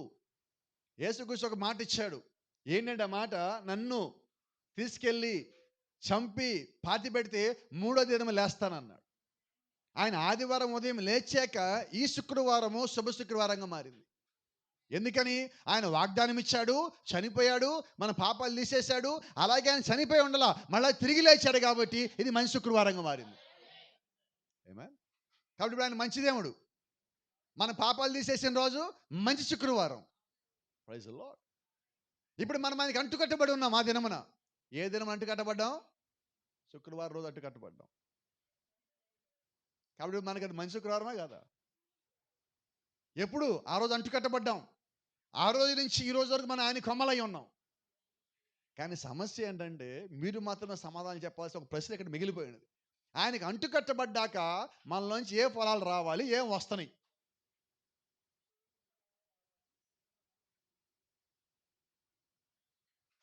చెప్పరు ఎవరు? మనం అంటుకట్టబడ్డామంటే ఎంతవరకు ఎంత సంతోషపడ్డా, అంత కేకలేసాం. నన్ను కూడా ప్రసంగం చేయకుండా కేకలు పెట్టారు మీరు. మరి ఫలాలు రమ్మంటే ఒకసారి మనకి జ్ఞాపకం చేసుకున్న మనలోంచి ఏ ఫలాలు వస్తున్నాయో? మంచివి వస్తున్నాయా, చెడ్డవి వస్తున్నాయా? చెడ్డ ఫలాలు మనలోంచి వస్తా, చెడ్డ మాటలు మనలోంచి వస్తా, చెడ్డ తలంపులు మనలోంచి వస్తా, నేను క్రీస్తుకి అంటుకట్టబడ్డాను అనొచ్చా? అందుకని పౌలు గారు అంటారు, మీ తండ్రి పరిశుద్ధుడు గనక మీరును పరిశుద్ధంగా ఉండండి. ఇప్పుడు నేనంటున్నా, మీరు మంచి ఒలివ చెట్టుకి అంటుకట్టబడ్డారు కాబట్టి మంచి ఒలివ చెట్టు కొమ్మల్లాగా ఉండండి. అంతేగా చెప్పాలా? మీరు వాక్యానికి అంటుకట్టబడ్డారు కాబట్టి వాక్యం యొక్క ఫలములు కలిగి ఉండండి. ఉందామా లేదా? ఉంటామని చెప్పరు ఎవరు. ధైర్యం ఇవ్వండి నాకు కొంచెం. అంటున్నాడు. ఎట్లనగా నీవు స్వాభావికమైన అడవి ఒలివ చెట్టు నుండి కోయబడి స్వభావ విరుద్ధముగా మంచి ఒలివ చెట్టును అంటు కట్టబడిన ఎడల స్వాభావికమైన కొమ్మలు వారు మరీ నిశ్చయముగా తమ సొంత ఒలివ చెట్టున అంటు కట్టబడరా. మనం వెళ్ళిపోయాక వాళ్ళని తీసుకొచ్చి మళ్ళీ అంటు కట్టబడ్డప్పుడు వాళ్ళు ఖచ్చితంగా త్వరగా ఆయనతో కలిసిపోతారు. ఎందుకంటే అంతకుముందు అక్కడి నుంచి తీయబడ్డాం కదా. మనం మాట్లాడుకున్నాం, ఓ చిన్నపిల్లడు ఏడుస్తున్నాడు, వాళ్ళ అమ్మ దగ్గర మనం లాక్కోగానే ఏడుస్తాడు, వాళ్ళ అమ్మ దగ్గర బాగా ఆపేస్తాడు. ఏంటి కారణం? వాళ్ళ అమ్మ వాడికి ఒలివ చెట్టు, మనం వేరే కొమ్మలో వేరే చెట్లు, మనం లాగినప్పుడు వాడు ఏడుస్తాడు, మళ్ళీ తీసుకుపోగానే అతుకుపోతాడు ఏమంటే. ఇప్పుడు మనం కూడా అంతే. ఇప్పుడు ఆయనకి అంటుకట్టబడ్డాం, ప్రైజ్ ది లార్డ్, దాన్ని బట్టి సంతోషం. అయితే మనం ఇంకా వెనకబాటులా క్రీస్తు పరలోకానికి వెళ్ళేవారమై ఉన్నాం. అయితే విడిచివేయబడిన యూదులు, అన్ని జనులు అయిన మనము మన యొక్క రాజ్యంలోకి మనం వెళ్ళిపోగానే, మన యొక్క పరలోకంలోకి మనం అడుగు పెట్టగానే, అప్పుడు వాళ్ళు మళ్ళా తిరిగి ఆయనతో పాటు జత కలుస్తారు. అప్పుడు వాళ్ళకి తెలుస్తుంది. అప్పుడు బైబిల్ చెప్తున్నట్టుగా వాళ్ళు రొమ్ము కొట్టుకుందరు, అప్పుడు ఏడుస్తారు, కేకలు పెడతారు, వారి దేవుని వాళ్ళు గుర్తుపడతారు. ఎప్పుడైతే మనము కుడికి పెట్టినప్పుడు అక్కడ అక్కడ అక్కడ బాప్టిజాలు పొందుతున్నాం. కానీ వారు ఏం చేస్తారు తెలుసా? ఒక్క దినమే దేవుణ్ణి నమ్ముతారు. ఒకే దినములో దేశం మొత్తం దేవుణ్ణి నమ్ముతారు. మనతోనేమో దేవుడు అక్కడక్కడ ఒకడొకడితో మాట్లాడుతున్నాడు అక్కడ, కానీ వాళ్ళతో ఒకేసారి దేవుడు అందరితో మాట్లాడతాడు. మనకి వాళ్ళకి తేడా అది. ఎందుకంటే దేవుడు వాళ్ళకి ఒక కాలం పెట్టాడు. మన కాలము ముగించబట్టము, వాళ్ళ కాలం ప్రారంభం అవ్వటం. వారందరూ ఎప్పుడైతే దేవుడిని గుర్తెరిగారో, దేవుడి నామాన్ని అంగీకరించారో, యేసుక్రీస్తుని ఒప్పుకున్నారో, రక్షణ పొందారో, ఆ దినముకి మనం పరలోకంలో ఉండేవాళ్ళమై ఉన్నాం. కాబట్టి బైబిల్ అంటుంది, అంజూరపు కొమ్మ లేతదే చిగురించినప్పుడు ఇక వసంతకాలము సమీపంగా ఉన్నదని గుర్తెరగండి, అయినను అంతం వెంటనే రాదు. అంజూరపు కొమ్మ అంటే ఎవరు? ఇప్పుడు ఇందాక ద్రాక్షవల్లి మాట్లాడుకున్నాం, ఒలివ చెట్టు మాట్లాడుకున్నాం, ఇప్పుడే చెట్టు అంజూరపు చెట్టు. అంటే బైబిల్ చదివే ప్రతి ఒక్కరికి ఒక సంగతి తెలుసు, అంజూరపు చెట్టు అంటే యూదులు. రైట్. అంజూరపు చెట్టు ప్రతి సంవత్సరం చిగురిస్తుందా లేదా? మరి ఇక్కడ యేసుక్రీస్తు ఇలాగంటాడు, అంజూరపు చెట్టును చూచి ఒక ఉపమానం నేర్చుకోవలసి ఉన్నది. ఏంటా ఉపమానం? ఇక్కడ అంజూరపు చెట్టు అని నేను మాట్లాడుతుంది ఈ భూమి మీద ఉండే చెట్టు గురించి మాట్లాడటల్లా. ఆత్మ సంబంధమైన అంజూరం అంటే భూమి మీద ఇజ్రాయెల్ లేకపోతే యూదులై ఉన్నారు. యేసుక్రీస్తు సిలువేయబడిన తర్వాత ఇజ్రాయెల్ దేశంలో నుంచి యూదులు మొత్తము చంపేస్తున్నప్పుడు వారు అక్కడి నుంచి పారిపోయి ప్రపంచ దేశాల మొత్తం వెళ్ళిపోయారు. ఆ తర్వాత ప్రపంచ పటంలోంచి క్రీస్తు శకము 77వ సంవత్సరంలో టైటస్ అనే ఆయన దాడి చేసి ఆ యూదులు మొత్తాన్ని చంపేసినప్పుడు కొద్దిమంది పారిపోయినప్పుడు ప్రపంచ పటంలో నుంచి ఇజ్రాయెల్ దేశం లేదు, పోయింది. వీళ్ళందరూ ఏం చేశారు? ప్రపంచంలో ఎక్కడెక్కడికో పారిపోయారు. మీకు అందరూ తెలుసు, కొద్దిమందికి వారు గుంటూరులో నారాకోడూరులో ఉన్నారు చాలామంది. ఇక్కడ వాళ్ళు ఎప్పటికీ శనివారం కూడుకుంటారు, ఆదివారం కూడుకోరు వాళ్ళు. మాకు శనివారం సబ్బాత్ దినం అంటారు వాళ్ళు. ఎప్పటికీ యేసుక్రీస్తుని నమ్మరు వాళ్ళు. ఇక్కడ కూడా రబ్బులు ఉన్నారు, మనకి రబ్బీలు ఉన్నారు. ఎందుకని ఏమని చెప్తానంటే, ఇక్కడ యేసుక్రీస్తు మాట్లాడింది దేనికంటే, రెండో రాకడి కన్నా ముందు ఉన్న దాని గురించి చెప్పమన్నప్పుడు ఆయన అంజూరపు చెట్టు గురించి మాట్లాడుతున్నాడు. అంజూరపు చెట్టు అంటే యూదులు చెదరగొట్టబడ్డారు 77వ సంవత్సరంలో క్రీస్తు శకము. మళ్ళా వాళ్ళందరూ కలిసి 48వ సంవత్సరంలో మళ్ళా మొత్తం కూడుకున్నారు. మే 17వ తారీఖు కూడుకున్నారు. మళ్ళా ఒక దేశం అయ్యారు వాళ్ళు, ఒక రాజ్యంగా తయారయ్యారు. అంటే దాని అర్థమేమో అంజూరపు కొమ్మ లేతదే చిగురిచ్చింది. దాని అర్థము యూదులు మొత్తం మళ్ళా వారు ఒక్కటై ఉన్నారు. దాని అర్థం ఏంటంటే క్రీస్తు రాకడ దగ్గర పడింది. ఏమా అంటే యేసుక్రీస్తు చెప్పిన ప్రవచనము నెరవేరింది. ఇప్పుడు ఏం చేద్దాం మనం? అంటే ఇప్పుడు మనము కాలం యొక్క ముగింపుకి దగ్గరలో ఉన్నాము, దూరంలో ఉన్నాము. యూదుల యొక్క గుడ్డితనం పోవడానికి ఎక్కువ కాలం ఉందా, తక్కువ కాలం ఉందా?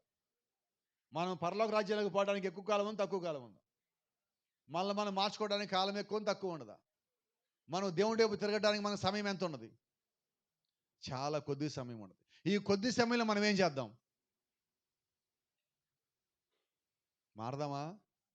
మారదామని ఆలోచిద్దామా? ఎంత మారాలి మనం? ఎంత మారాం? అంటు కట్టబడ్డామనేది నిజమైతే మనం పూర్తిగా మారాలి. క్రీస్తులో మనం ఉన్నామని నిజమైతే మనం సంపూర్ణంగా మారవలసి ఉన్నాం. ఎంతగా నువ్వు మారాలంటే జీవించేది నువ్వు కాదు, క్రీస్తు అయి ఉండాలి. అప్పుడు మనం అంటాం, నా ఫలములు కాదు, నా వేరుని చూడని చెప్పాలి. నువ్వు నన్ను చూడొద్దు, నన్ను చూస్తే నాలో క్రీస్తుని చూడని చెప్పాలా. అంత స్థితికి వచ్చామా? వస్తే ఎంత బాగుండు.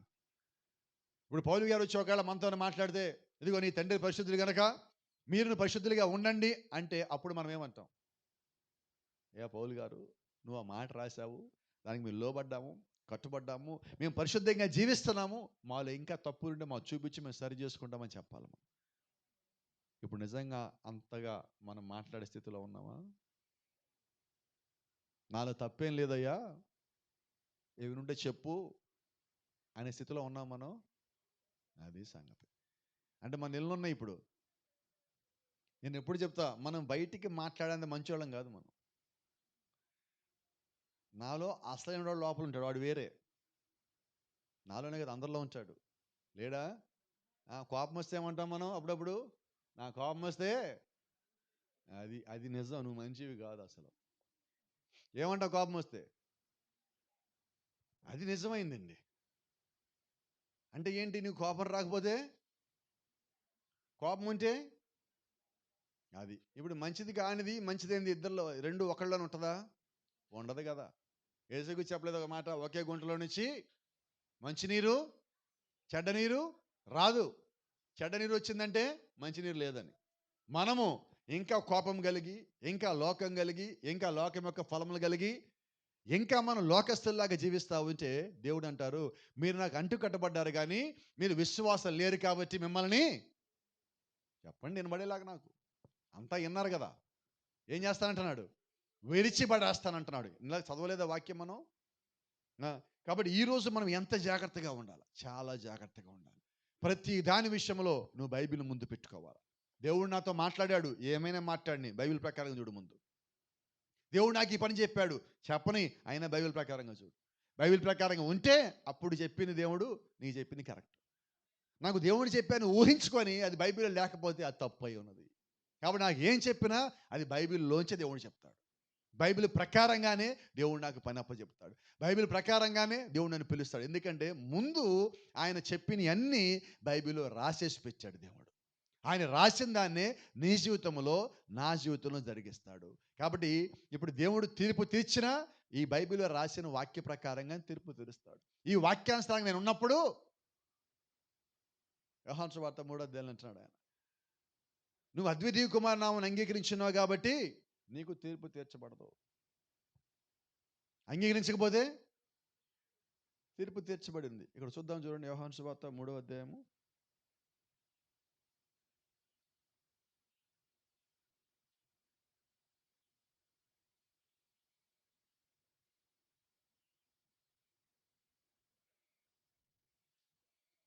18వ వచనం. ఆయనందు విశ్వాసముంచు వారికి తీర్పు తీర్చబడదు. విశ్వసింపని వాడు దేవుని అద్వితీయ కుమారుని నామమునందు విశ్వాసం ఉంచలేదు గనుక వారికి ఇంతకు మునిపే తీర్పు తీర్చబడెను. ఆ తీర్పు ఇదే. ఏంటి ఇదే అంటే పరిశుద్ధ గ్రంథం. కోర్టుకు వచ్చిన ఒక కేసు, ఇద్దరు వాదనలు విన్నారు. లాయర్ గారి వాదనలు విన్నాడు, ముద్దాయి వాదన విన్నారు, ఆమె నేరం మోపిన వారి వాదన విన్నాడు. మొత్తం అయిపోయాక జడ్జి గారు తీర్పు తీర్చాడు. తీర్పు తీర్చినప్పుడు ఆయన ఒక పేపర్ మీద రాసి ఆ పేపర్ పోలీసు వాళ్ళకి ఇస్తారు. ఇప్పుడు ఆ పోలీసు వాళ్ళు ఏం చేస్తారంటే ఆ తీర్పు ప్రకారంగా వాళ్ళు అమలు చేస్తారు, అంతే కదా. ఇప్పుడు ఆ తీర్పు ఏంటంటే దేవుడు రాసేసిన తీర్పే పరిశుద్ధ గ్రంథం. వాక్యానుసారంగా ఉన్నవాళ్ళకి తీర్పు లేదు, వాక్యానుసారంగా లేని వాళ్ళకి తీర్పు తీర్చబడింది. ఆ తీర్పు ఇదే. ఇప్పుడు మన దగ్గర ఉన్న ఏ గ్రంథం? ఒక రకంగా తీర్పు గ్రంథం, ఒక రకంగా మనం సరి చేసే గ్రంథం. ఇప్పుడు ఎవడో వచ్చి మనకి తీర్పు తీర్చక్కర్లా. దీని ప్రకారం ఉన్నామా లేదో మనం పరిశీలన చేసుకుంటే మన తీర్పులో ఉన్నామో పరలోకంలో ఉంటామో తెలిసిపోతుంది. కాబట్టి వాక్యం మన ముందు ఏం పెట్టినదో, దేవుడు మన ముందు ఏం ఉంచాడో దానికి లోబడి కట్టుబడి జీవించినప్పుడు నిశ్చయంగా నువ్వు దీవించబడతావు, నిశ్చయంగా ఆశీర్వదించబడతావు. ఎక్కడో ఉన్న మనల్ని దేవుడు ప్రేమించి ఆయన కృపనిచ్చి ఆయన రక్తము గాచి ఆయన సమస్తం మన కొరకు వెచ్చించి ఆయనలో తీసుకొచ్చి మనల్ని కలిపున్నాడు. కాబట్టి ఆయనలో మనం కలిపాడు ఆయన మనం చెప్పుకోవటం కాదు, కానీ ఆయన మనల్ని కలిపాడు అన్నట్టుగా మనం జీవించినప్పుడు అప్పుడు కదా మనము మన యొక్క జీవితంలో ఆయన స్తుతించి మహింపరిచి గణపరిచే వాళ్ళమై ఉంటాం. ఆమేన్. కాబట్టి ఏం చేద్దాం? ఇక నుంచి గర్వపడదామా? అరిసేపడదామా? భయపడదామా? భయపడి విశ్వాసం కలిగి జాగ్రత్తగా ఉందాం. God bless you. దేవుడు మిమ్మల్ని దీవించును గాక. షలోమ్.